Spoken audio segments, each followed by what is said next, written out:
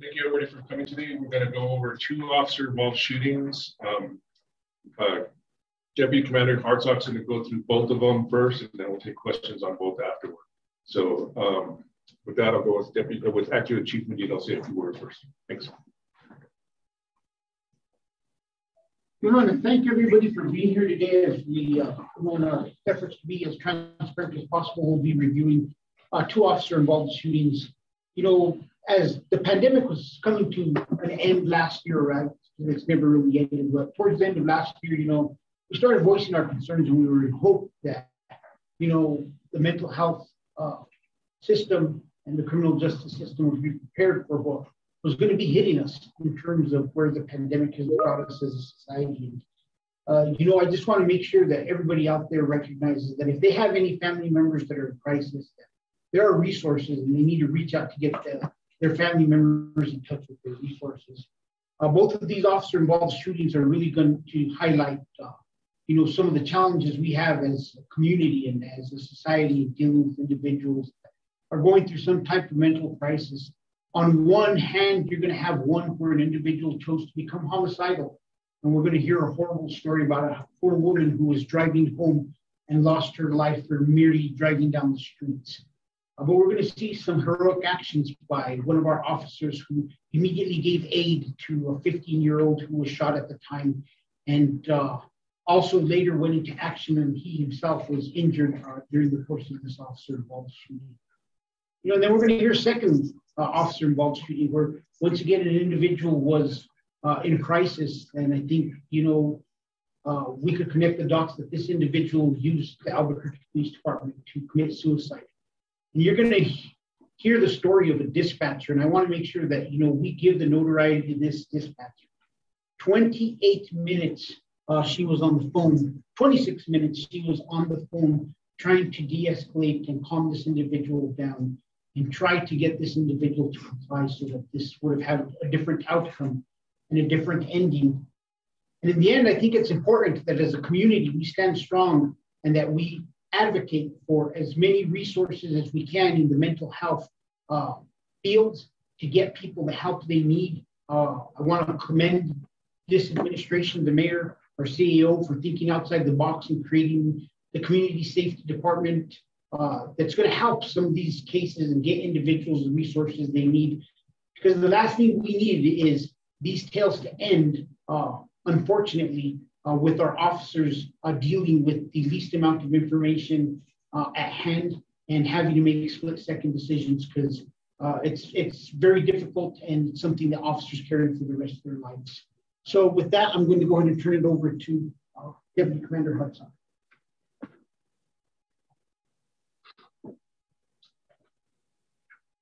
Good morning. My name is Deputy Commander Kyle Hartsock. I'm the Deputy Commander in the Criminal Investigations Division, which helps oversee the multi-agency task force who leads our department's investigations of officer-involved shootings. The incident we're here to talk about today happened on March 19th, 2022 at 13400 Winona Avenue Southeast. This critical incident community briefing will provide you with information of a suicidal individual who is threatening to shoot officers and other persons, and during contact with police was shot and killed. You're about to see and hear a 911 call, audio and on-body camera footage, so you can have a better understanding of what occurred. You're about to see relevant video footage and learn of other evidence and police procedures related to the case. The Albuquerque Police Department conducts very thorough criminal and use of force investigations, which typically require investigators to interview multiple witnesses, review hours of video footage, and analyze a significant amount of forensic evidence. We're still at the early stages of this investigation, which can often take several months to complete. Our understanding of the incident may change as this additional evidence is collected, analyzed, and reviewed. We also do not draw any conclusions about whether the officers acted consistent with our policies and the law until all the facts are known and the investigation is complete.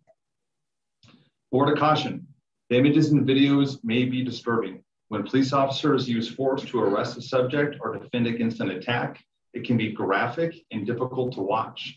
In addition, there may be strong language shown by those in the video. The incident we're here to talk about today happened in the Foothills Area Command. The two officers that were involved in the shooting were Lieutenant William Young, who's been on the department since 2001. He has no prior officer-involved shooting. At the time, he was assigned to the Foothills Area Command, and he is back on duty in the same assignment. Also firing their weapon was Sergeant Jonathan Mades. He's been on with the Albuquerque Police Department since 2009. He has no prior officer-involved shootings. His current assignment at the time and currently is still the Foothills Area Command. The person shot by police that day was 33-year-old Collin Neztsosie, a resident of Albuquerque. On March 19, 2022, about 5:41 p.m., a subject called 911, stating his friend Collin had choked and kicked him and was threatening to shoot him and then commit suicide. Collin was stated to have a gun in his backpack and that both subjects were near a smoke shop.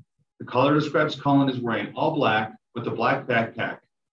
Officers asked the caller to leave the smoke shop area and meet with them in front of the Sprouts grocery store. At 5:49 p.m., so about 8 minutes later, Collin Neztsosie called 911, stating he was armed and he was going to shoot people as they drove by. He was going to shoot any officers that he saw, and that he was also going to shoot himself. Collin is asked numerous times by the dispatcher to put the gun down, walk away from it, and to talk to officers. Collin continually states he will shoot and kill anyone that approaches him. This 911 call lasted over 26 minutes and captured the audio of the officer-involved shooting. Collin describes himself in this call as wearing all black with a black backpack. During this duration, 5 more 911 calls come into our dispatch center from persons in the area, driving by, walking by, who are observing Collin. They report a person wearing all black with a black backpack and that he's armed with a black handgun and he is pointing the firearm at drivers and anyone in the area. At 5:54 p.m., officers start to set up near the Sprout supermarket. They ask the local businesses to shelter in place. Additional witnesses approach the officers in their cars and on foot and tell them there's a man with a gun, and they point towards the direction of the smoke shop. At 6:02 p.m., Collin's identity is found in a mental health police database, and a history of threatening to kill himself by police is given to the officers who are working this call. At 6:12 p.m., officers start to slowly approach Collin after identifying him standing on Tramway and going back and forth into the Smith's parking lot and underneath a semi-truck trailer and back out onto the roadway. As officers give commands for Collin to drop the items in his hands down, an officer-involved shooting occurs. Here's the 911 call from the alleged victim in the case. This was a long call. I did edit it down into 3 parts for brevity and to get at the heart of what the call was about. Oh, we're not on the speakers. 1 second. I'm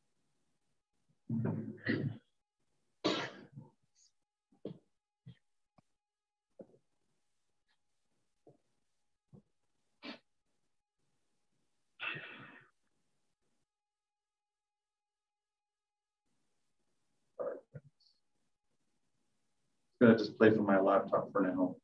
I'm not sure why it's not coming out to the speakers.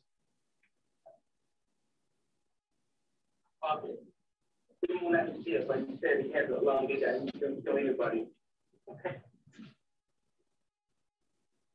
He assaulted himself with time, kicked me, ripped my arm, my wrist, poked me, hit me, punched me, and he said if I say anything that he will shoot me and kill me.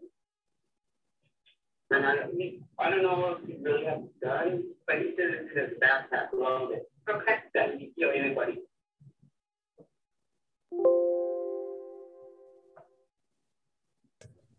Yeah, what can I? Shit. Did you reach your break backpack? Did you reach your break backpack like you said? Well, you had it there. Oh, wow. Okay.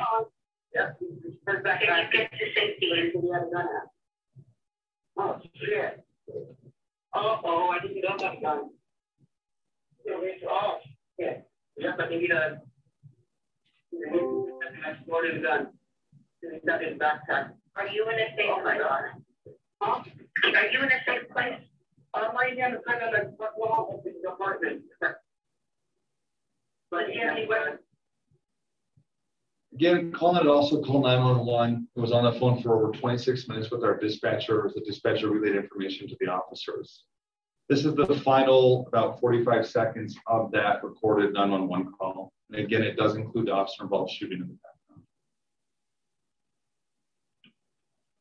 The gun is on the ground? Yeah. Yeah, I'm walking to Tramway and stop walking. Can you sit down? Walk. Okay, walk away from the gun and then sit down on the ground. I'm gonna shoot. No, Collin, can you put the gun on the ground? No. Negative. Collin, you have not done anything wrong. Okay? We're gonna get you some help. All you have to do is put the gun on the ground and talk to the officers. No. That's all you have to do. It's very simple, okay?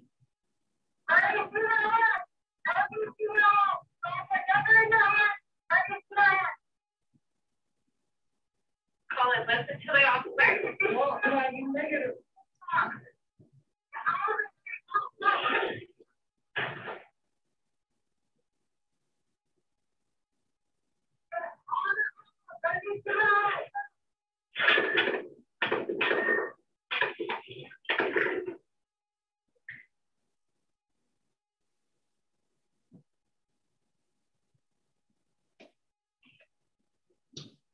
As the team of officers moved closer to Collin, they gave him commands to drop his weapon and lay down.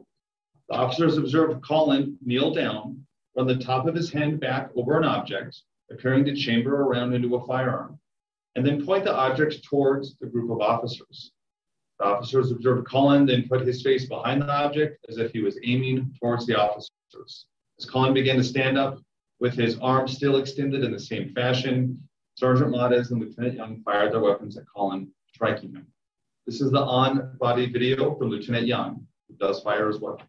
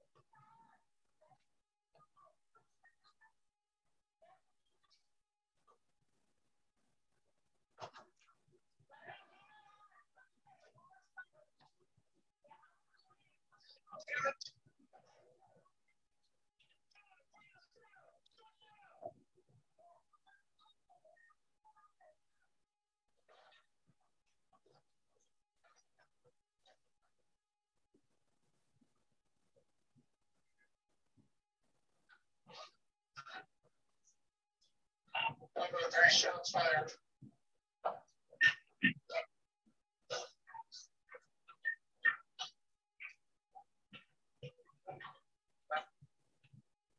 Soon after, officers do approach Collin, who's on the ground, wounded. They do see a phone near his hand. This photo is showing the object in Collin's hand was likely a black cell phone. No firearm was recovered on his person or nearby the scene. Again, the person shot by police that day was 33-year-old Collin Neztsosie, a resident of Albuquerque. He did succumb to his wounds on scene that day. For the next several months, the Albuquerque Police Department will continue to investigate and analyze this incident. We will continue interviewing any new witnesses that come forward and complete any forensic tests. After the investigation is complete, our Force Review Board will forward the findings to the Superintendent of Police Reform to determine if this incident met the high standards of the Albuquerque Police Department. The MATF will forward their case to the District Attorney's Office. We'll make any determination. We're going to start the next presentation quickly, and then we'll go into questions on both.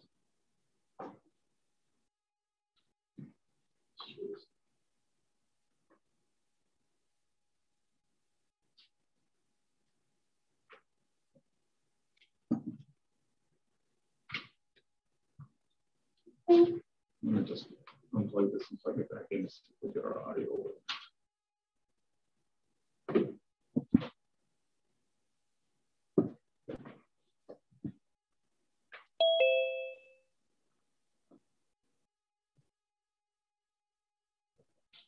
Okay.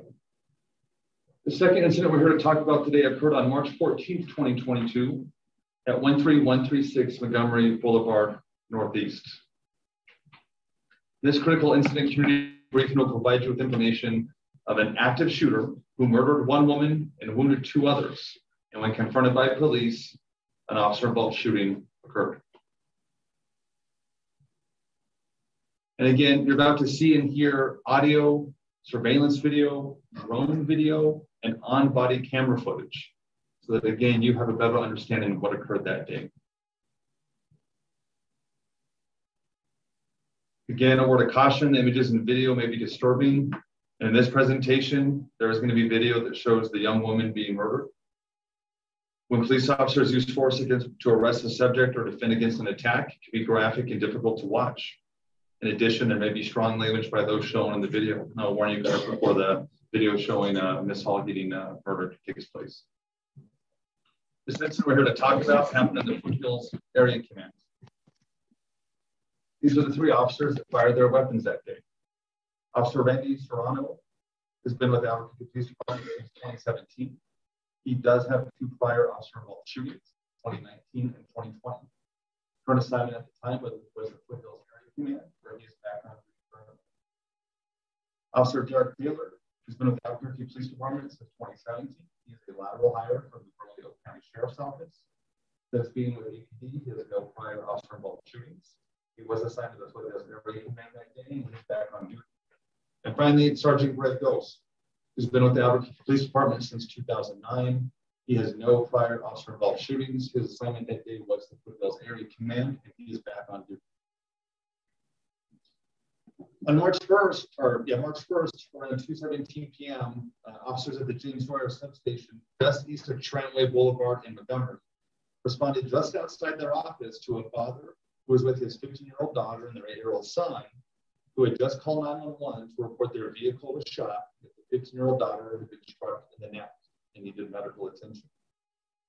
Officer Collin with police department and eventually rescue personnel would show up and start to apply life-saving measures to the 15-year-old who was shot and bleeding from the neck.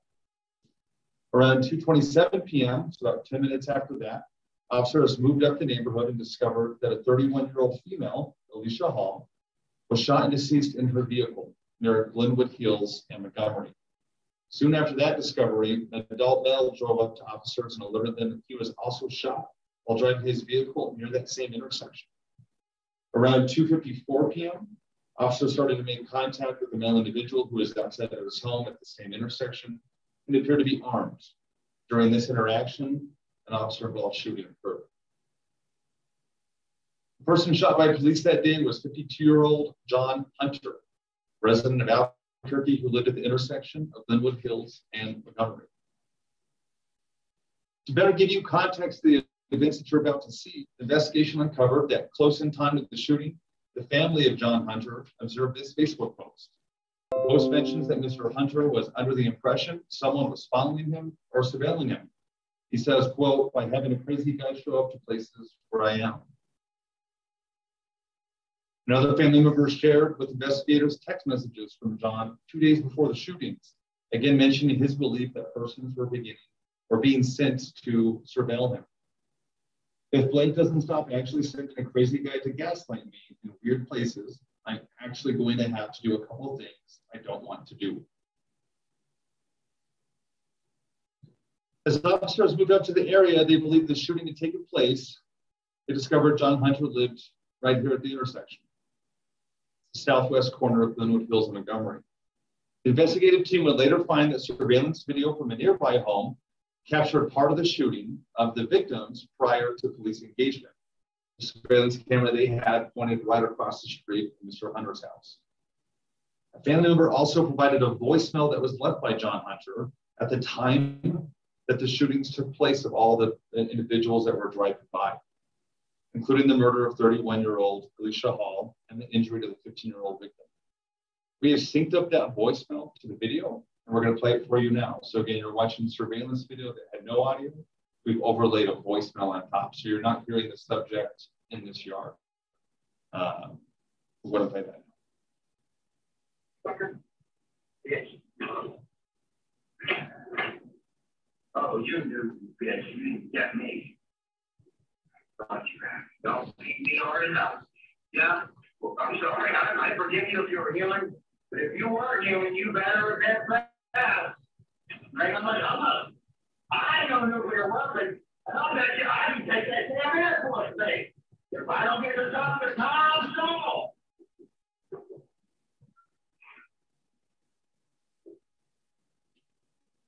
You don't dare steal that. Yes, I'm sure. You know what? I'm going to start shooting y'all down. I'm sick of this shit. Cookie bag.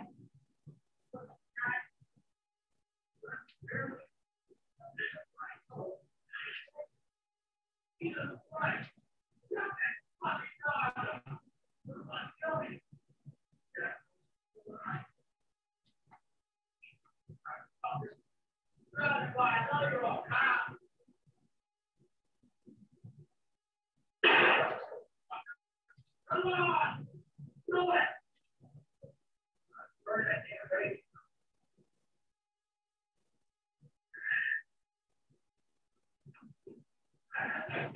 Yeah.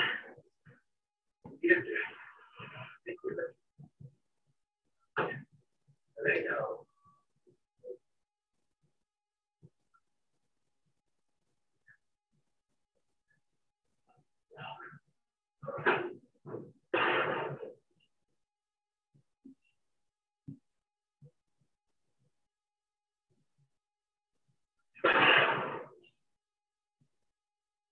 That's the car with the 15-year-old.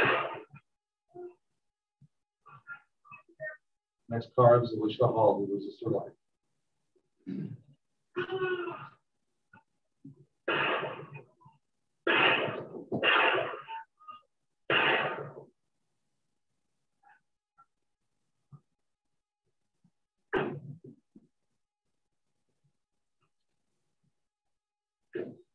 You better call me. I'm sure calling you.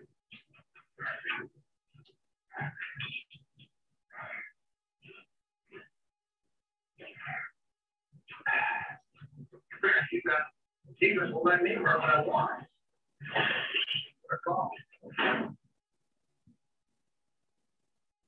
The investigation would show that the shots were all coming from inside his house, through a window, and out into the street as the cars drove by. Likely giving the persons in the cars no advance warning that this was about to occur. Sergeant Jones came into the area again around 2:30 p.m.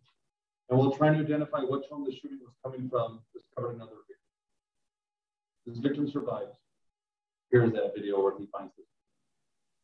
I'm going to need an approach from the south to block that street off so we can close it down. We're also going to need a unit to win, but that's when we close to the point.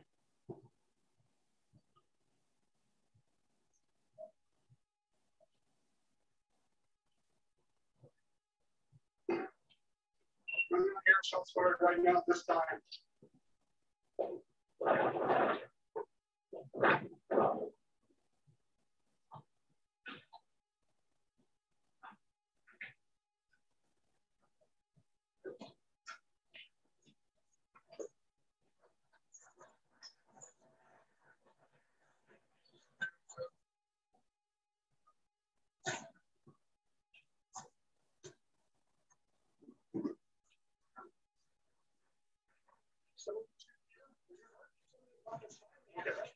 Shot that as I crossed that intersection. Is it coming from this house or not? I don't know. As I crossed that intersection. Okay. Park up here at the Sunset Canyon and Montgomery.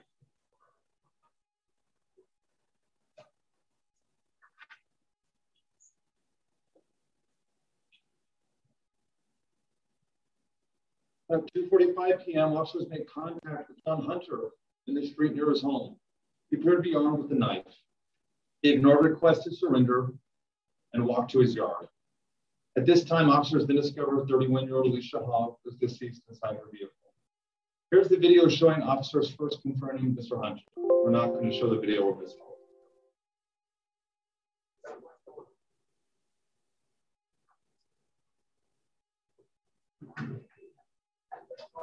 Somebody who's walking up, there's something in his hand. Stop it here. Yeah. Okay, please.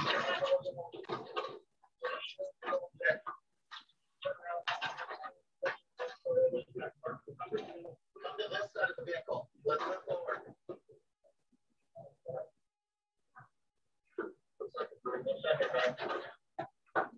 Okay, please. You're across straight up there. Stop. Step it out. Stop. Drop the weapon. Drop the weapon. Drop the weapon. Get out. My name is Officer Albuquerque Police Department.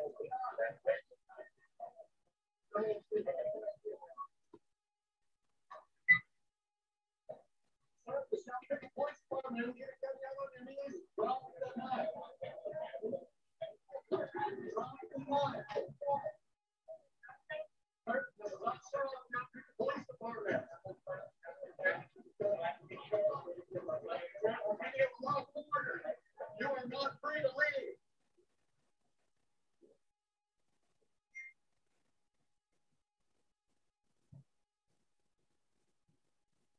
John Hunter again walked away from that encounter and went back into his home. Around 2:54 p.m., he's observed leaving his home with what appeared to be 2 handguns in each of his pockets.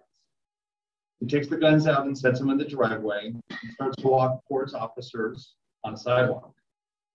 He kneels down on the sidewalk, doesn't have a shirt on, and lifts his hands in the air.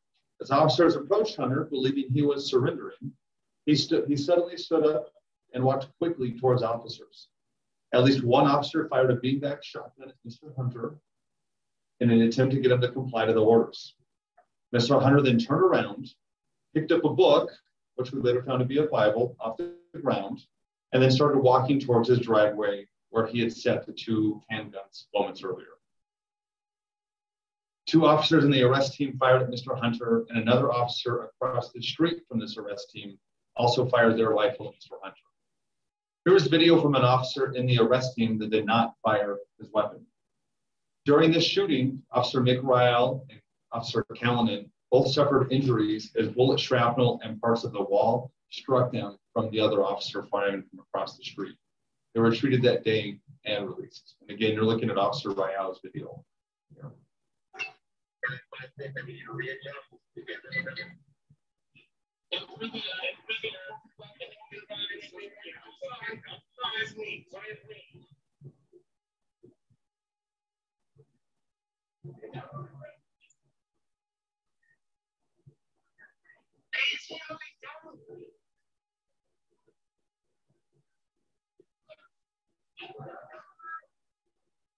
Let's step to the right and get line of sight.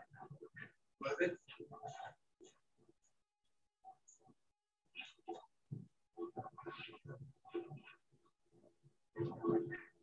Come to me.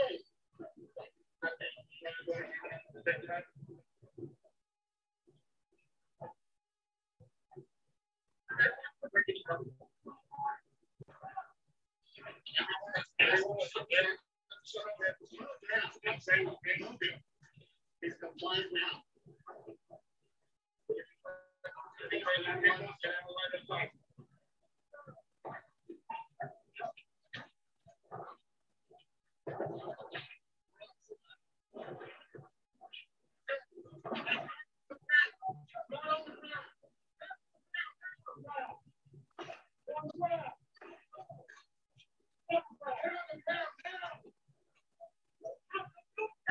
Hands on.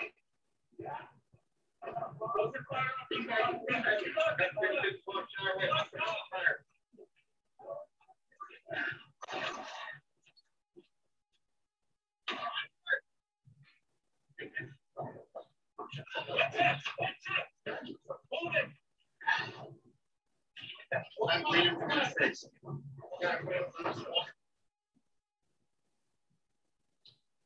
Officer Taylor was also part of the arrest team that was across the street. He does fire his weapon. Here's his on-body camera footage.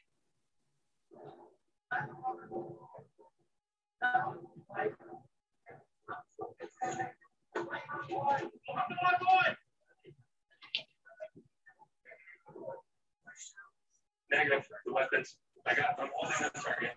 Come on! Come on!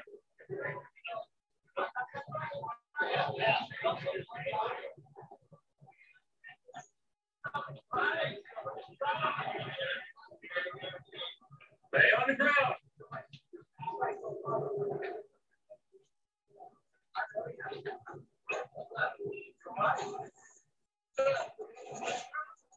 Hold on.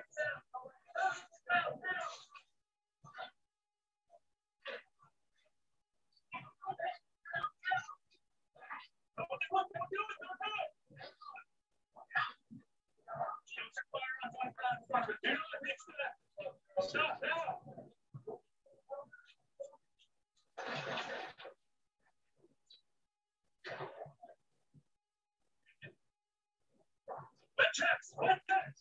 Let's hold it.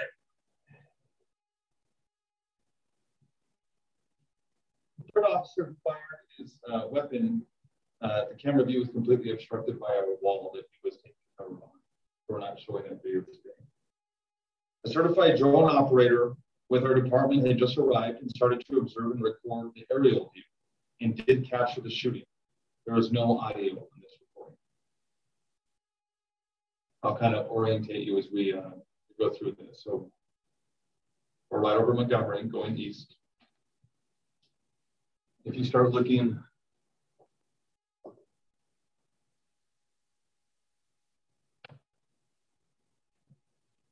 this intersection up here, Glenwood Hills, that's the subject's home, and he's actually out on the sidewalk right here. That's that arrest team with the shield, and that's Officer Taylor behind this tree.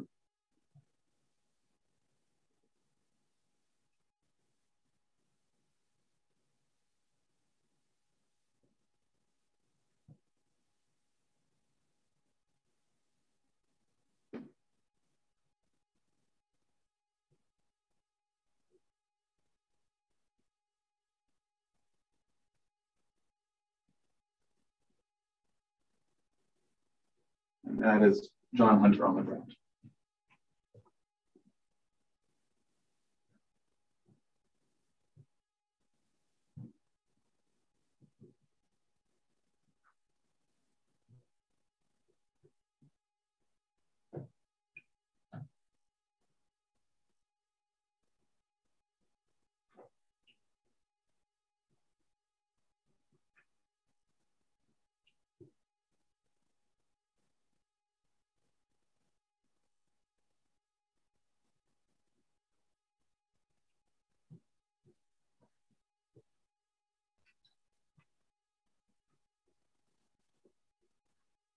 These are two different photos of the fire that were recovered in the driveway. Several more firearms and ammunition were recovered from inside the home. The search was conducted after the shooting took place. Again, John Hunter was pronounced deceased on scene, was a resident of Albuquerque, Mexico. We want to offer our condolences to the family of Alicia Hall, who was 31 years old, and as Chief said, simply driving away from home. She lost her life there. Again, over the next several months, the police department will continue to investigate and analyze this incident. We'll continue interviewing any new witnesses that come forward and complete any forensic tests. After the investigation is complete, our Force Review Board will forward the findings to the Superintendent of Police Reform to determine if this incident met the high standards of the Albuquerque Police Department. The ATF will forward their case to the District Attorney's Office, who will make any determination criminal charges. And on that, we're available for any questions. Sir. We're going in order. I was curious, no one know the shooting. Why did the one officer fire? Why did he say damn it? You know, why it seemed frustrated and said damn it?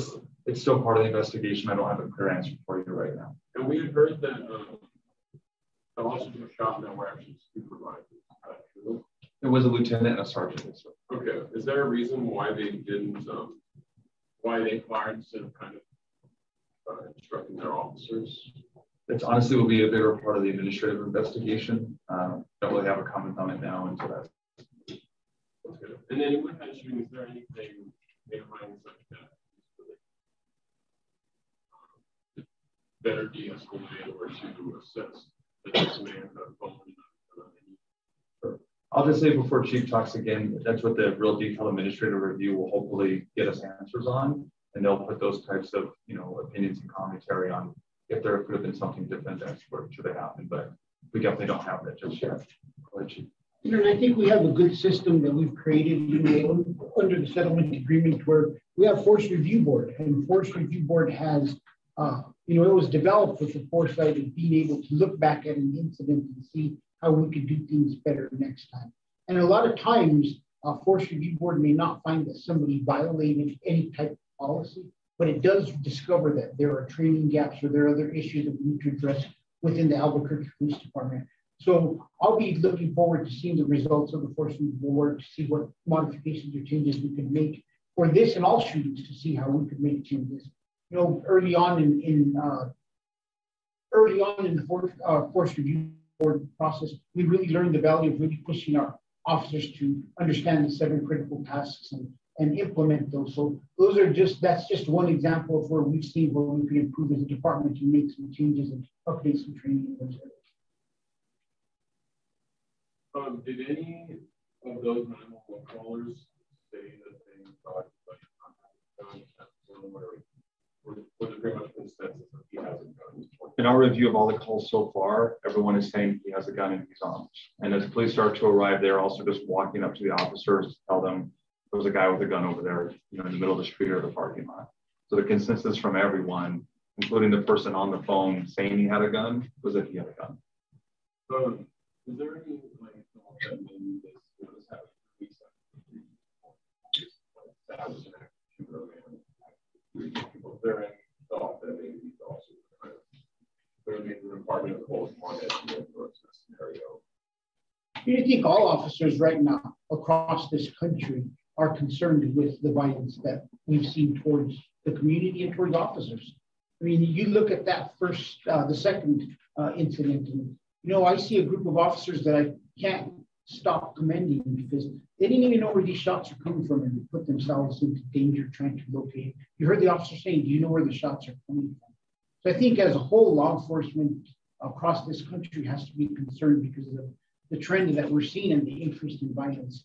We can't shy away from the fact and not be honest with where we're at as a department and as a community.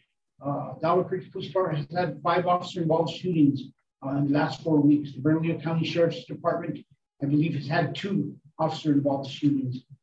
Last year was one of the highest number of officer-involved shootings for the state of New Mexico. And I'm very concerned with the amount of officer-involved shootings and where we're at. But I think we got to remember where this goes back to is, there's a mental health crisis in this country. We need to devote resources to it. And we also have a lot of individuals who are out in the community, and I've said it over and over again. There's a line in the sand. Some of these individuals need to be kept in custody until they get the help they needed. And that help may be mental health treatment or it may be drug addiction. But in the end, they're still dangerous. And we have to do what's best to protect the citizens and the officers of this community. So yes, the officers probably are on edge across this country, but they're also not only is their life in danger, but the scrutiny that they're under as a profession as a whole, and how they know that every minute of every video will be reviewed in slow motion and super slow motion, and people will be standing there to pass judgment on the decisions that they made that day. So yeah, I think that our law enforcement officers across this nation are at a point that they've never been at before, and they have a lot that's going through their minds during these incidents.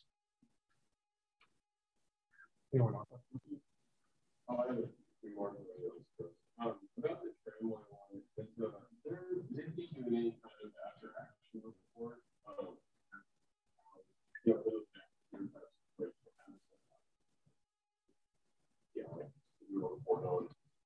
I will follow up, but there should be one Deputy Chief Brown back there, but I'll get with him later to make sure, we do have a process where we have incidents like this. It was also a recommendation from Force Review Board, actually, where during major critical incidents where we devote a lot of resources, we look into the fact to see how we could make changes and how we could improve services. You know, I'll be perfectly honest, one of the things I identified early that day is that we needed to get armor up there a lot quicker than we did. So we did address that with our tactical section, and we hope that that wouldn't happen again. But there are a lot of things that we're always looking to address things to see how we can do better.